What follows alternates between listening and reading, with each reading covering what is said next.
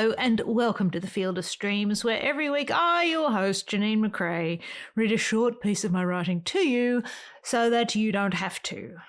That's just the kind of value I provide every single week on this podcast. So you should follow, right? But only if you want to. Follow. I mean, it's not a cult. But then again, people who are in cults don't know they're in cults, right? That's what makes it a cult.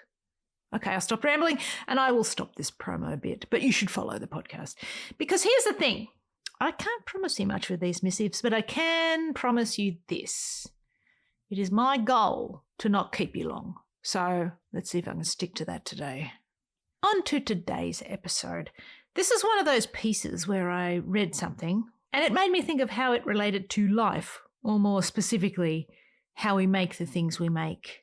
And what is exactly the perfect time to do it, for us to feel like we are firing and more creatively adept at what we do.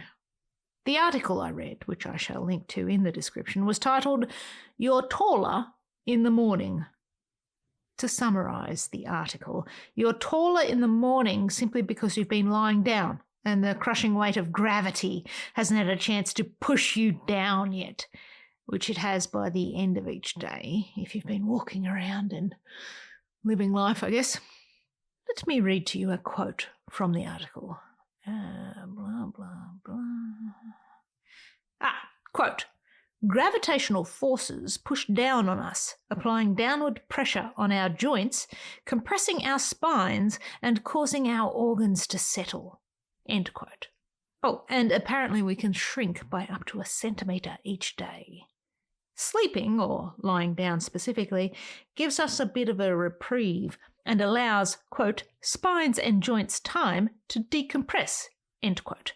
So we gain back some of our height overnight while we're lying down and sleeping. What on earth does this have to do with creativity, Janeen? Well, I'm glad you didn't ask, but I asked on your behalf. I started thinking about how me, Janeen, feel most creative first thing in the morning. That was the correlation. And then, oh my God, I so cleverly used the metaphor of being tall to illustrate that concept, posing the question, listener, when are you tall, at your most creative? When do you feel like you're at the height of your creative powers? And that's what this episode is about.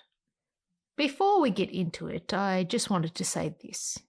Morning, afternoon, nighttime, whenever you feel tallest, that's great. But it's also okay to be small. Because, and this is what I want you to take away from this, and I quote myself, small is just resting tall. Don't feel the pressure to be on or tall all the time. Even in moments of tall, there are moments of small. Cut yourself some slack. It's okay to be small. Small is just resting tall. Now get at it. But first, let me read this to you. It's a piece of my writing called The Tall Order of the Creative Sweet Spot. Quote, "Tall is all when you're small. Did you know small is just resting tall? And in us all, go find your tall." End quote. And that was a piece of non-traditional waffle. When are you tall? I'm not talking tall as measured by this tall to ride signs or notches etched on a door jamb or back row class photo tall. I'm talking tall as in clear-eyed, far-horizon vision, Guinness record reach, drawn to the absolute height of your creative powers, tall. Tall as in standing tall in your artistic prowess and towering intellect and optimizing sight lines and levelling your piercing gaze over the heads of trouble and stress and self-doubt, and in that moment, making eye contact with confidence and charging on to do the thing. To make your art, confidently, comfortably, creatively, at your tallest tall of all. Do you know it? Is it morning, noon, night? When are you tall? What is tall, you ask? Where will I find it? Will I ever grow to be tall? Are there pills? You're talking like a short. Calm down, that's not an insult. Being short is a necessary state, though small is the preferred term, for long periods of every day. Small is at ground level. Small is in the real time, tussling with the bills, getting life done. Feisty and unstoppable, small is the reset button for tired, tall brains. When flailing about, press small. Small is simply resting tall, and in short, we are all tall. We grow and shrink and grow and shrink, and life, like art, is peppered with moments of tall and small. You've just got to find your tall. If you need it pointed out on a chart, tall is found in the metaphorical spine region of the psyche, materializing when vertebrae are at their most comfortable and clicky-snap-poppy to ratchet up your inspiration to the straight-ahead place. Look up, look on, look in. This spine alignment can occur at any time of day, and no two spines are ever aligned the same, or more precisely, at the same time. Dawn spines, dusk spines, night owl spines, nooners. It's up to you to find your preferred tall time zone. This is when you work best and fire and zap and make magic. Wowie! When you're tall. Metaphorical, remember. It has nothing to do with actual spines. Don't make an appointment with a bone cracker to find your tall.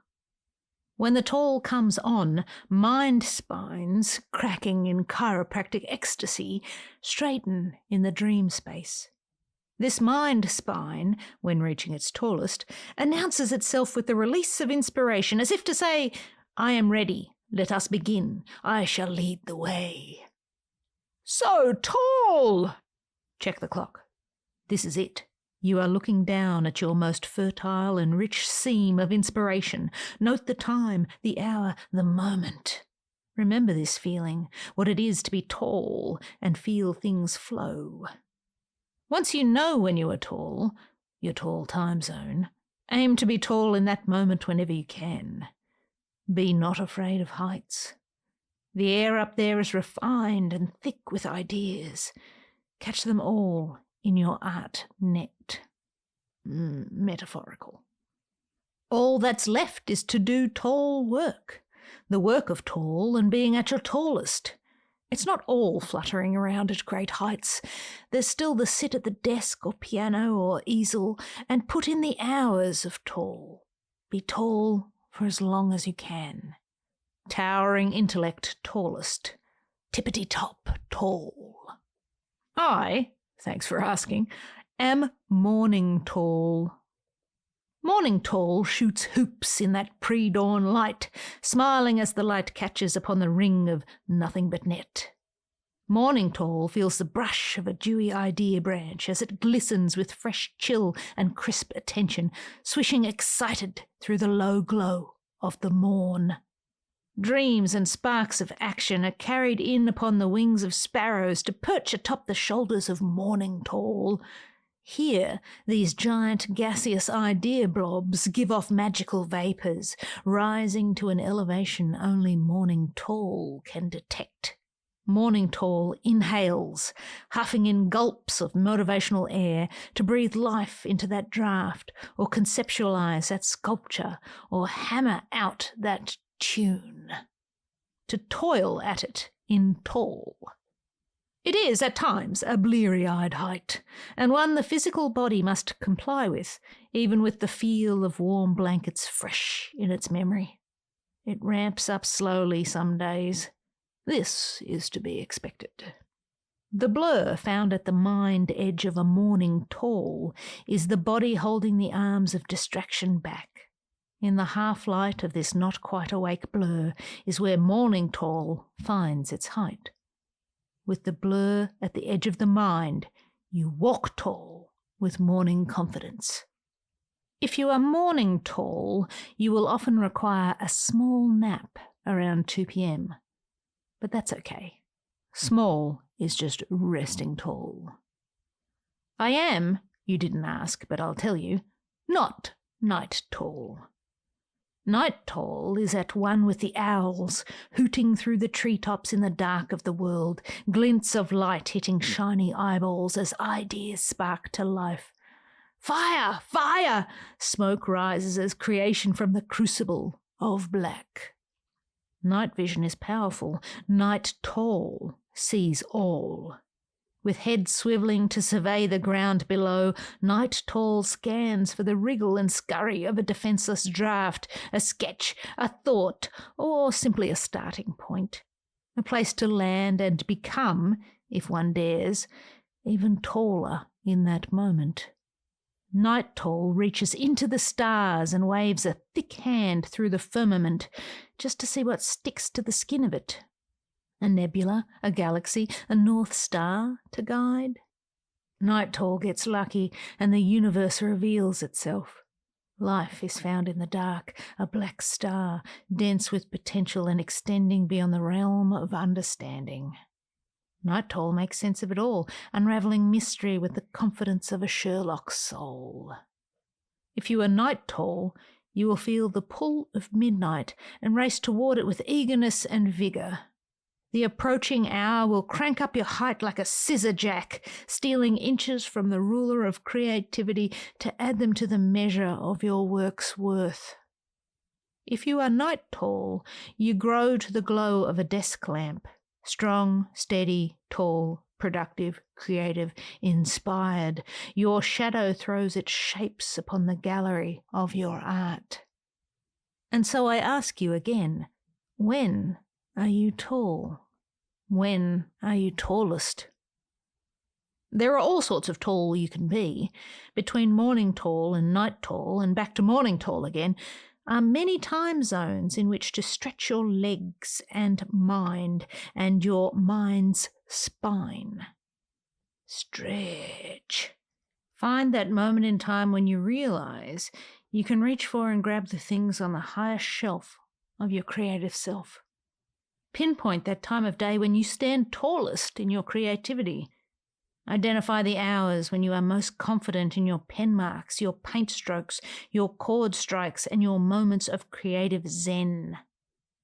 Being tall is you at your bravest, towering over self-doubt and casting the coolest of shade. Be brave. Morning, noon, night. Try them all to find your tall. And there you have it, today's episode. Find your tall, people. Not tall people, just find your tall. I'm telling you, people, to find your tall, not find tall people. Shut up, Janeen. Try to be at least a little bit tall once a day. And remember, small is just resting tall. Now, go make something. I share these missives as a way to, expose my creative process, just to show you that ideas can come from anywhere, and you should exercise your creativity to keep it sharp, to keep tall. This podcast and the writing it's based on, stuff from my newsletter called The Stream, which you can sign up for at janeenmccrae.substack.com, are the imperfect exercises I do to keep my brain agile. I'm not saying any of this is great, but if you enjoyed what you heard, follow this vessel on the podcast platform of your choice and share it if you like. But for now, I'll leave you with this. Love what you love, and I'll see you out there making stuff.